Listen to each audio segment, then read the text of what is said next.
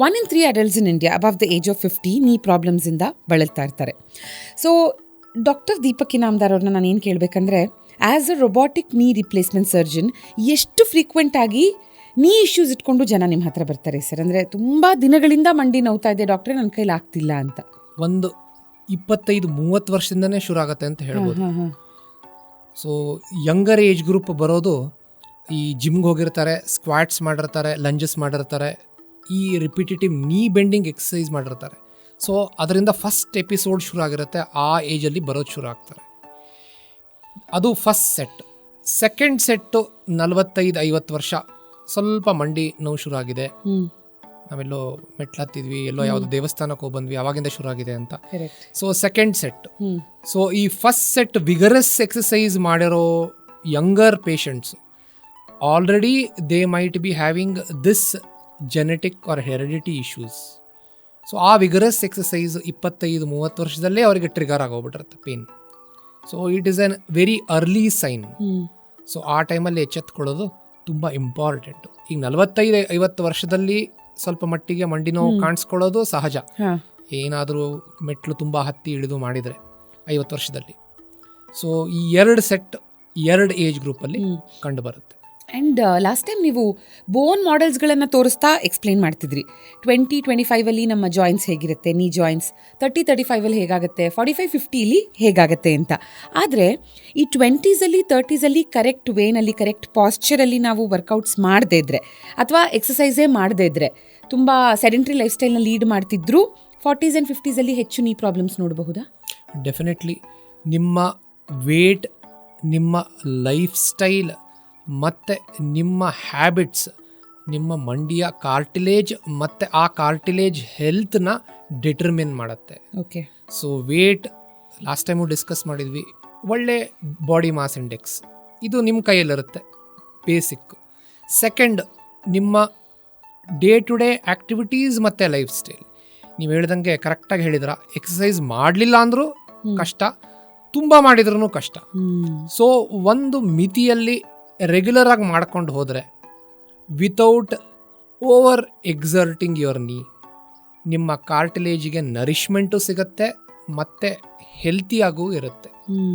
So ಅದರಲ್ಲಿ life style ಇಲ್ಲ habits ಅಂತಂದರೆ, ಲಾಸ್ಟ್ ಟೈಮ್ ಇದೆಲ್ಲ ಎಂಫಸೈಸ್ ಮಾಡಿದ್ದೀನಿ, ಕೆಳಗೆ ಕೂತ್ಕೊಂಡು ಮಾಡೋ ಕೆಲಸಗಳು ಮತ್ತು ಡೀಪ್ ನೀ ಬೆಂಡ್ಸ್, ಮಂಡಿ ಮಡಚಿ ಮಾಡೋ ಅಂಥ ಕೆಲಸಗಳನ್ನ ಆದಷ್ಟು ಮಟ್ಟಿಗೆ ಕಮ್ಮಿ ಮಾಡ್ಕೋಬೇಕು. ಮತ್ತು ಎಕ್ಸಸೈಸ್ ಮಾಡೋ ರೆಜಿಮೆನ್ಸ್ ಇರ್ತವೆ, ಕೋಚಸ್ ಹೇಳ್ಕೊಡ್ತಾರೆ, ಸ್ಕ್ವಾಟ್ಸ್ ಮಾಡಿ, ಲಂಜಸ್ ಮಾಡಿ. ಸೊ ಇವೆಲ್ಲ ಮಾಡೋದ್ರಿಂದ ಬೇಗನೆ ಸ್ವಲ್ಪ ಮಂಡಿ ನೋವು ಕಂಡು ಬರಬಹುದು. ಮತ್ತು the kind of impact activities, ಈಗ ಹಾರ್ಡ್ ಇಂಪ್ಯಾಕ್ಟ್, ಎಲ್ಲಿ ಓಡ್ತೀರಾ ಮತ್ತು ನಿಮ್ಮ ಶೂಸ್ ಆಗಲಿ, ನಿಮ್ಮ ಫುಟ್ವೇರ್ ಆಗಲಿ, ಇದ್ರದ್ದು ಪ್ರಾಮುಖ್ಯತೆ ಬರುತ್ತೆ.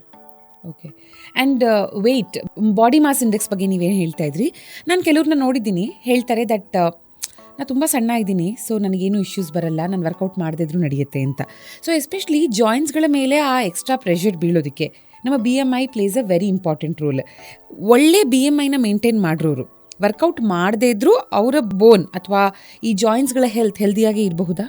ಇದು ಇಂಟರ್ಪ್ಲೇ ಆಫ್ ಮಲ್ಟಿಪಲ್ ಥಿಂಗ್ಸ್ ಅಂತ ಹೇಳ್ತೇನೆ. ನಿಮ್ಮ BMI ತುಂಬ ಚೆನ್ನಾಗಿರ್ಬೋದು, ಹೆರಿಡಿಟಿ ಇಲ್ಲ ಜೆನೆಟಿಕ್ಸಲ್ಲಿ ನಿಮಗೆ ಮಂಡಿ ನೋವು ಬರಬೇಕು ಇಲ್ಲ ಸವತ ಬೇಗ ಆಗಬೇಕು ಅಂತಿತ್ತಂದರೆ, so you might have knee pain and knee issues earlier compare to your peers. ಒಂದು ನಿಮ್ಮ ಕೈಯಲ್ಲಿ ಏನೇನು ಮಾಡ್ಬೋದು, ಒಂದು ನಿಮ್ಮ ವೇಟ್ನ ಹಿಡಿತದಲ್ಲಿ ಇಟ್ಕೋಬೋದು. ಹೆರಿಡಿಟಿ ನಿಮ್ಮ ಕೈಯಲ್ಲಿರಲ್ಲ, ಜೆನೆಟಿಕ್ಸ್ ನಿಮ್ಮ ಕೈಯಲ್ಲಿರಲ್ಲ, ಲೈಫ್ ಸ್ಟೈಲ್ ನಿಮ್ಮ ಕೈಯಲ್ಲಿರುತ್ತೆ. ಸೊ ಇವೆರಡು ಏನು ವಸ್ತು ನಿಮ್ಮ ಕೈಯಲ್ಲಿದೆ ಅದನ್ನು ಕರೆಕ್ಟಾಗಿ ಫಾಲೋ ಮಾಡಿದರೆ, ಒಂದಿಷ್ಟು ನಿಯಮಗಳು, ಒಂದಿಷ್ಟು ರೂಲ್ಸ್ನ ಫಾಲೋ ಮಾಡಿದರೆ, ಅದರಿಂದ ಸಾಕಷ್ಟು ಮಟ್ಟಿಗೆ you can gain some years for your knee. In fact western ಪಾಪ್ಯುಲೇಷನ್ಗೆ ಕಂಪೇರ್ ಮಾಡಿದಾಗ 10 ವರ್ಷ ಮುಂಚಿತವಾಗಿ ನೀ ಇಶ್ಯೂಸ್ಗಳು ಭಾರತದಲ್ಲಿ ಕಾಣಿಸ್ಕೊಳ್ಳುತ್ತೆ. ಆ್ಯಂಡ್ ರೈಟ್ ಕ್ಯಾಂಡಿಡೇಟ್ ಬಗ್ಗೆ ಮಾತಾಡ್ತಿದ್ವಿ ನಾವು, ಅಂದರೆ who is the right candidate for a knee replacement surgery ಅಂತ ಪ್ರೀವಿಯಸ್ ಎಪಿಸೋಡ್ಸಲ್ಲಿ ಮಾತಾಡಿದ್ದೀವಿ. ಆದರೆ I wanted to ask you, is there a wrong candidate also? ಅಂದರೆ ಇವರಲ್ಲಿ ಮಾಡಲೇಬಾರ್ದು ರೊಬಾಟಿಕ್ ನೀ ರಿಪ್ಲೇಸ್ಮೆಂಟ್ ಸರ್ಜರಿ ಅಂತಿದೆಯಾ? ರಾಂಗ್ ಕ್ಯಾಂಡಿಡೇಟ್ ಅಂತ ಹೇಳಲಿಕ್ಕಾಗಲ್ಲ, but case selection is extremely important. Okay. ಈಗ ಫಾರ್ ಎಕ್ಸಾಂಪಲ್, ನನಗೆ ಮೊನ್ನೆ ಒಂದು 60-year-old ಪೇಷಂಟ್ ಬಂದರು. She had visited around 8 orthopaedic surgeons. 8 ಜನ ಸರ್, ಇದರಲ್ಲಿ ನನಗೆ 5 ಜನ ಟೋಟಲ್ ನೀ ಹೇಳಿದ್ದಾರೆ, 3 ಜನ ಪಾರ್ಷಲ್ ನೀ ಹೇಳಿದ್ದಾರೆ, ನಿಮ್ದೇನು ಒಪಿನಿಯನ್ ಅಂತ. ಸೊ ಎಕ್ಸ್ರೇ ಮಾಡಿಸಿದೆ, ವೇಟ್ ಬೇರಿಂಗ್ ಎಕ್ಸ್ರೇಲಿ ಜಾಯಿಂಟ್ ಸ್ಪೇಸ್ ಚೆನ್ನಾಗೇ ಇತ್ತು. MRI ಮಾಡಿಸ್ಕೊಂಡು ಬಂದಿದ್ರು, MRI ಮೆನಿಸ್ಕಲ್ ಟೇರ್ ಅಂತ ಇತ್ತು. ಸೊ ಶಿ ವಾಂಟೆಡ್ ನನಗೆ ಪರ್ಮನೆಂಟ್ ಸೊಲ್ಯೂಷನ್ ಅಂತ. ಸೊ ಜಾಯಿಂಟ್ ಸ್ಪೇಸ್ ಚೆನ್ನಾಗೇ ಇದೆ. I feel total knee replacement was a overdo or a overkill for her. And partial ನೀಗೂ ಕ್ಯಾಂಡಿಡೇಟ್ ಇರಲಿಲ್ಲ.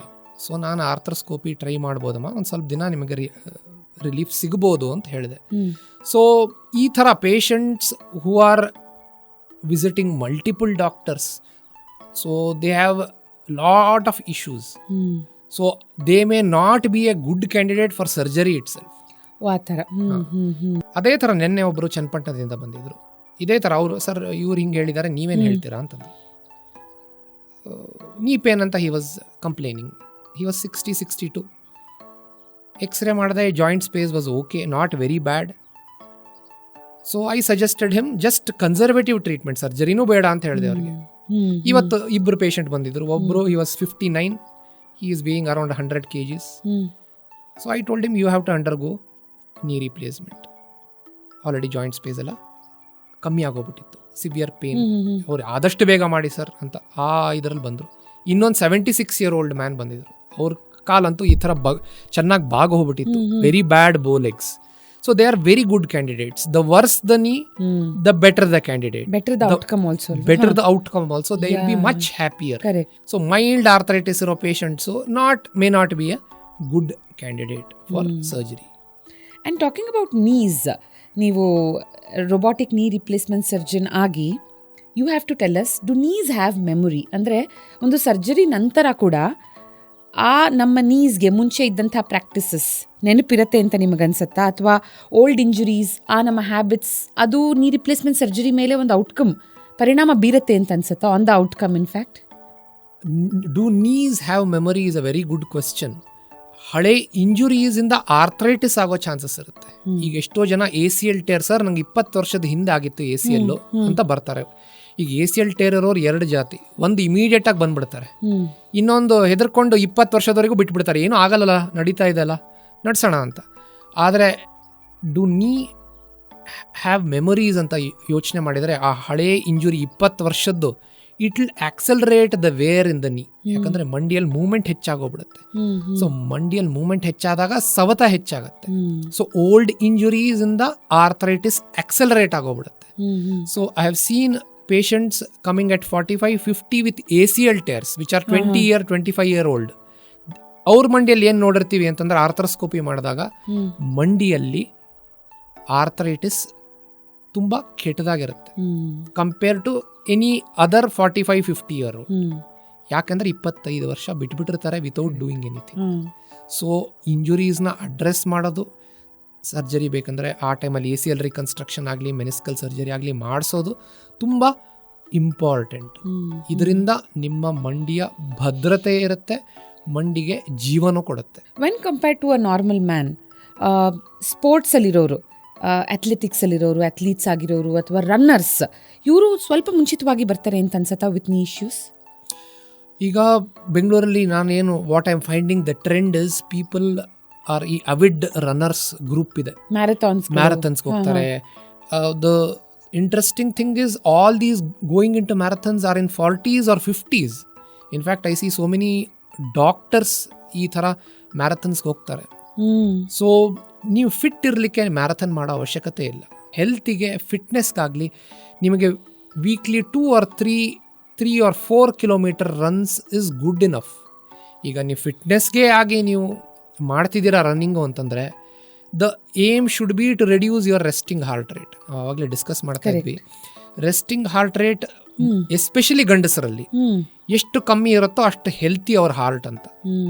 So that should be the aim of your running. ಅಷ್ಟು ಕಮ್ಮಿ ಮಾಡಲಿಕ್ಕೆ you need to do weekly 2 or 3 runs of just 4 kilometers. ತುಂಬ run ಮಾಡೋದ್ರಿಂದ it might be impacting. ಈ ರೋಡಲ್ಲಿ, ಗುಂಡಿಯಲ್ಲಿ you might get into injuries or you might have injuries to the cartilage also. So ಇದೆಲ್ಲ years together ಮಾಡೋದ್ರಿಂದ ಸ್ವಲ್ಪ ಪರಿಣಾಮ ಬೀರತ್ತೆ ಅಂತ ನಾನು ಅನ್ಕೊಂಡಿದ್ದೀನಿ. Compare to someone who is doing ಸ್ಟೇಡಿಯಮಲ್ಲಿ ಹೋಗ್ಬಿಟ್ಟು ಟರ್ಫ್ ಮೇಲೆ weekly 2 or 3 days 3 or 4 kilometer run ಮಾಡೋರ್ಗು, ತುಂಬ ಕ್ರಾನಿಕ್ ರನ್ನರ್ಸ್ಗೆ ಹೈ ಅಮೌಂಟ್ಸ್ ಮಾಡೋರ್ಗು ವ್ಯತ್ಯಾಸ ಕಂಡು ಬರುತ್ತೆ over a prolonged period of time. And as a robotic knee replacement surgeon ನಿಮ್ಮನ್ನು ಸಾಕಷ್ಟು ಜನ ಕೇಳೋ ಒಂದು common question, doctor robo surgery ಮಾಡುತ್ತಾ, ರೋಬೋ ಬೇಡ ನೀವೇ ಮಾಡಿ ಅಂತ. ಆದರೆ ನನಗೊಂದು ಡೌಟ್ ಏನಂದರೆ, is the robo also thinking? ಅಂದರೆ ನಿಮ್ಮ ಜೊತೆ ಅದು ಕೈ ಜೋಡಿಸಿ ಜೊತೆಯಾಗಿ ಕೆಲಸ ಮಾಡ್ತಿರೋದ್ರಿಂದ ನೀವು ಹೇಳೋದನ್ನು ಮಾತ್ರ ಅದು ಮಾಡುತ್ತಾ, ಅಥವಾ does it think and does it suggest you anything, ಈ ಥರ ಮಾಡಬಹುದು ಔಟ್ಕಮ್ ಇಂಪ್ರೂವ್ ಮಾಡೋದಕ್ಕೆ ಅಂತ ಹೇಳುತ್ತಾ? ಇದು ತುಂಬ ಒಳ್ಳೆ ಕ್ವಶನ್. ಸೊ ಈಗಿನ ಕಾಲದ robots do not have artificial intelligence. Input ಏನು ಕೊಡ್ತೀವಿ ನಮ್ಮ ಕಾರಲ್ಲಿ GPS ಹೇಗೆ ಫೀಡ್ ಮಾಡ್ತೀವಿ, ಅದು ಏನು ಇನ್ಪುಟ್ ಕೊಡ್ತೀವಿ ಔಟ್ಪುಟ್ ಸೇಮ್ ಕೊಡುತ್ತೆ. So surgeon is the brain behind the robot at present. So present generation, ಈಗ ಫಸ್ಟ್ ಇಲ್ಲ ಸೆಕೆಂಡ್ ಜನ್ರೇಷನ್ ರೋಬೋಟ್ಸಲ್ಲಿದ್ದೀವಿ. They are just precise cutting tools ಅಂತ ಹೇಳ್ಬೋದು. ಇಷ್ಟು ಮಿಲಿಮೀಟರ್ ತೆಗಿಬೇಕು ಅಂತಂದ್ರೆ ಅಷ್ಟು ಮಿಲಿಮೀಟರ್ ತೆಗೆಯುತ್ತೆ, ಇಷ್ಟು ಡಿಗ್ರಿ ತೆಗಿಬೇಕು ಅಂದರೆ ಅಷ್ಟು ಡಿಗ್ರಿಯಲ್ಲಿ ತೆಗೆಯುತ್ತೆ. So these are extremely precision driven cutting tools ಅಂತ ಹೇಳಬಹುದು. ರೋಬೋಟ್ಸ್ ಮಾಡಲ್ಲ ಸರ್ಜರಿನ, these are robotic assisted surgery. Surgeon ಅದರ ಮೂಲಕ ಸರ್ಜರಿ ಮಾಡ್ತಾರೆ. ಸರ್ಜನ್ದೇ ಬ್ರೇನ್ ಆ ರೋಬೋಟ್ ಜಸ್ಟ್ ಎಕ್ಸಿಕ್ಯೂಟ್ ಮಾಡುತ್ತೆ. ಆದರೆ GPS ಎಕ್ಸಾಂಪಲ್ ಕೊಟ್ಟು ಏನು ಹೇಳಿದ್ರಿ, ಎಲ್ಲೋ ಒಂದು ಕಡೆ ರೋಡ್ ಬ್ಲಾಕ್ ಆಗಿದ್ದಾಗ ಆಲ್ಟರ್ನೇಟ್ ರೂಟ್ ತಗೋ ಅನ್ನೋ ಸಜೆಷನ್ GPS ಕೊಡುತ್ತೆ. ಈ ಥರದ್ದು ಯಾವುದಾದ್ರೂ ಸಜೆಷನ್ ರೋಬೋಯಿಂದ ಬರುತ್ತಾ? ಇಲ್ಲ, ಆಲ್ಟರ್ನೇಟ್ ಇನ್ನು ಇದು ಬಂದಿಲ್ಲ. But this might come in the next generation of robots where in they might suggest plan A, plan B, plan C, plan D and surgeon can choose which plan to execute. Information is being used for future R&D and definitely we'll have a AI driven robotics shortly ಬರುತ್ತೆ, ತುಂಬ ದೂರ ಏನಿಲ್ಲ. Okay. And after a robotic knee replacement surgery doctor ನಾನು ಮುಂಚಿನ ಥರ ಆಗ್ಬೋದಲ್ವಾ, ಮುಂಚಿನ ಥರ ನಡಿಬೋದಲ್ವಾ ಅಂತೆಲ್ಲ ಕೇಳುವಷ್ಟೇ ಕಾಮನ್ ಆಗಿ ಐ ಥಿಂಕ್ ಮುಂಚೆ ತುಂಬ ಆ್ಯಕ್ಟಿವ್ ಆಗಿದ್ದವರು, ಹೈ ಇಂಟೆನ್ಸಿಟಿ ವರ್ಕೌಟ್ಸ್ನ ಮಾಡ್ತಿದ್ದವರು, ನಾನು ಕೈನ ರಿಟರ್ನ್ ಟು ನನ್ನ ಹೈ ಇಂಟೆನ್ಸಿಟಿ ವರ್ಕೌಟ್ಸ್ ಅಂದರೆ ಅಂಥವ್ರಿಗೆ ನಿಮ್ಮ ಉತ್ತರ ಏನಾಗಿರುತ್ತೆ? ಅಂಥವ್ರಿಗೆ ನಾನೇನು ಹೇಳೋದು ಅಂತಂದರೆ, you come to a stage where in the knee pain is so severe that you are not able to do your walk. High intensity workout ಮಾಡ್ತಿದ್ದೀರಾ ಅಂದರೆ ಇನ್ನು ನಿಮ್ಮ ನೀ ಪೇನ್ ಅಷ್ಟು ಮಟ್ಟಿಗೆ ಬಂದಿಲ್ಲ. ಸೊ ಕಂಟಿನ್ಯೂ ಮಾಡಿ ವಿತ್ ಯುವರ್ ನಾರ್ಮಲ್ ನೀ ಅಂತ ಹೇಳೋದು. Because with the knee replacement you may not be able to do the high intensity workouts. It is for someone suffering from severe knee pain who wants to walk, ನಡಿಬೇಕು, ತಮ್ಮ ದಿನನಿತ್ಯದ ಕೆಲಸಗಳನ್ನ ಮಾಡ್ಕೋಬೇಕು, ಸ್ವಲ್ಪ active ಆಗಿರಬೇಕು, ಅಲ್ಲಿ ಇಲ್ಲಿ ಹೋಗಬೇಕು ಅನ್ನೋರಿಗೆ. ಸೊ ಲೈಫಲ್ಲಿ ಪ್ರತಿಯೊಂದಕ್ಕೂ sleep is correlated with each and everything.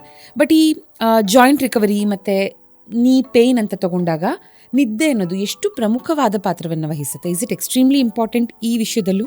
Sleep is perhaps the most important thing for general health. ಆದರೆ ಮಂಡಿ, cartilage, when it comes to that, sleep may not play a very important role. ಇನ್ನೇನು inflammation, sleep link to inflammation. Less sleep you might be having more amount of stress and more inflammation. ಆ indirect association ಇರಬಹುದು. ಸೊ ಎಲ್ಲೆಲ್ಲಿ stress ಹೆಚ್ಚಿರುತ್ತೋ ಅಲ್ಲಲ್ಲಿ it impacts almost every part of the body, okay, including your ನೀ. So ಆ indirect link ಇರ್ಬೋದು, direct link may not be with sleep. Okay. And knee ಡ್ಯಾಮೇಜ್ಗೆ what is that one point of no return ನಿಮ್ಮ ಪ್ರಕಾರ? Persistent pain. ಈಗ ಒಂದು ವಯಸ್ಸಲ್ಲಿ patients intermittent ಪೇನಿಂದ ಬರ್ತಾರೆ. ಡಾಕ್ಟರ್ ನೀವು ಕೊಟ್ಟಿದ್ರೆ 2 ವರ್ಷದ ಹಿಂದೆ, ಆಮೇಲೆ ಹೋಗೇ ಬಿಡ್ತು ನೀ ಪೇನ್ ಎಲ್ಲ, ನೀವು ಮೆಡಿಸಿನ್ಸ್ ಕೊಟ್ಟಿದ್ದು, ಈಗ ಬರ್ತಾ ಇರೋದು ನಾನು ಅಂತ. ಈ ಪೇಷಂಟ್ಸ್ ಎಲ್ಲ ಹೇಗೆಂದ್ರೆ ಯಾವಾಗೋ ಟ್ರೀಟ್ ಮಾಡಿರ್ತೀನಿ, 5 ವರ್ಷ 6 ವರ್ಷ 2 ವರ್ಷ ಹುಡ್ಕೊಂಡು ಬರ್ತಾರೆ. ಲಾಸ್ಟ್ ಟೈಮ್ ಕೊಟ್ಟಿದ್ದು ವರ್ಕ್ ಆಯಿತು ಡಾಕ್ಟರ್, ಮತ್ತೆ ಬಂದಿದೆ. So these are still recoverable episodes ಅಂತ ಹೇಳ್ಬೋದು. ಆದರೆ one point of no return ಅಂತಂದರೆ ಆ ಪೇನ್ ಪರ್ಸಿಸ್ಟಿಂಗ್, ಏನು ಕೊಟ್ಟರು ಉಪಯೋಗ ಆಗ್ತಾಯಿಲ್ಲ ಡಾಕ್ಟರ್, ನೀವು ಲಾಸ್ಟ್ ಟೈಮ್ ಇಷ್ಟು ಕೊಟ್ಟಿದ್ದೀರಾ, 8 ಡಾಕ್ಟರ್ ನೋಡಿದ್ದೀವಿ, ಫಿಸಿಯೋ ಮಾಡಿಸಿದ್ದೀವಿ, ಇಂಜೆಕ್ಷನ್ ತೊಗೊಂಡಿದ್ದೀವಿ, ಏನಿದ್ರೂ ನೋವು ಕಮ್ಮಿ ಆಗ್ತಾ ಇಲ್ಲ. ಆ ಪರ್ಸಿಸ್ಟೆಂಟ್ ಪೇನ್, ದಿನನಿತ್ಯವಾಗಿ ನೋವು ಅನುಭವಿಸೋದು, I feel that point is a point of no return. ಯಾಕಂದ್ರೆ ಅಲ್ಲಿಂದ ನಾರ್ಮಲ್ ಪೇನ್ ಇರಲಾರ್ದೇ ಇರೋ ಸ್ಟೇಜಿಗೆ ಹೋಗೋದು ಕಷ್ಟ. ಸೊ ಸಣ್ಣ ವಯಸ್ಸಿಂದಲೇ ಇದನ್ನ ಎಚ್ಚೆತ್ಕೋಬೇಕು. ಯಾವಾಗ ನೋವು ಬಂತೋ ನೀವು ಅವಾಗ ಎಚ್ಚೆತ್ಕೋಬೇಕು. ಆ್ಯಂಜೈನಾ ಅಂತ ಹೇಳ್ತಾರೆ, ಹಾರ್ಟ್ ಪೇಷಂಟ್ಸಿಗೆ ಹೇಗೆ ಹಾರ್ಟ್ ಅಟ್ಯಾಕ್ ಆಗೋಕ್ಕಿಂತ ಮುಂಚೆ ಮೈಲ್ಡ್ ಚೆಸ್ಟ್ ಪೇನ್ ಬರುತ್ತೆ, ದಟ್ ಈಸ್ ಅನ್ ಇಂಡಿಕೇಶನ್, ಅವಾಗೇ ಎಚ್ಚೆತ್ಕೋಬೇಕು. Already it might be a little late. So ಅದೇ ಥರ ಇಂಟರ್ಮಿಟೆಂಟ್ ಪೇನ್ ಎಚ್ಚೆತ್ಕೋಬೇಕು. Persistent pain, that means it has reached a stage where cartilage damage is affecting. But what is your opinion on painkillers? ಯಾಕಂದರೆ doctor ಹತ್ರ ಹೋಗೋದಕ್ಕೂ ಮುಂಚೆ medical ಸ್ಟೋರ್ಗೆ ಹೋಗಿ ಅಥವಾ ಮನೇಲೇ ಇರುವಂಥ ಪೇನ್ ಕಿಲ್ಲರ್ಸ್ನ ಪಾಪ್ ಮಾಡೋದು ಫಾರ್ ಎನಿ ಪೇನ್. ಅಂದರೆ ನೀ ಪೇನ್ ಒಂದೇ ಅಲ್ಲ, ಯಾವುದೇ ನೋವು ಕಾಣಿಸ್ಕೊಂಡ್ರು ಒಂದಷ್ಟು ದಿನಗಳ ಕಾಲ ಪೇನ್ ಕಿಲ್ಲರ್ಸ್ ಪಾಪ್ ಮಾಡಿರ್ತಾರೆ. ಇದು ಹಾರ್ಮ್ಫುಲ್ಲಾ ಅಥವಾ ಇಸ್ ಇಟ್ ಓಕೆನಾ? Painkillers is not a good thing for anyone. It can directly affect the kidneys. ಒಂದು small bout of strong painkillers will affect the kidneys. ಈಗ ಎಷ್ಟೋ patients ನನಗೆ ಬರೋರ್ಗೂ ನಾನು ಬರೀ ಪ್ಯಾರಾಸೆಟಮಾಲ್ ಕೊಟ್ಬಿಟ್ಟು ಕಳಿಸ್ತೀನಿ. ರೇರ್ಲಿ ತುಂಬ ಹೆಚ್ಚಿದೆ ನೋವು ಅಂದವ್ರಿಗಷ್ಟೇ ನಾನು I give stronger pain killers, ಇಲ್ಲ ಬರೀ ಪ್ಯಾರಾಸೆಟಮಾಲ್ 1 ಗ್ರಾಮ್ ಕೊಟ್ಬಿಟ್ಟು ಕಳಿಸ್ತೀನಿ. ಸೊ ಆದಷ್ಟು ಅವಾಯ್ಡ್ ಮಾಡಿದರೆ ಒಳ್ಳೆಯದು. Okay okay, thank you doctor. Another insightful episode on robotic knee replacement surgery ಹೇಗೆ ವರ್ಕ್ ಆಗುತ್ತೆ and a lot of FAQs answered ಅದರಲ್ಲಿ. Thank you so much. Thank you.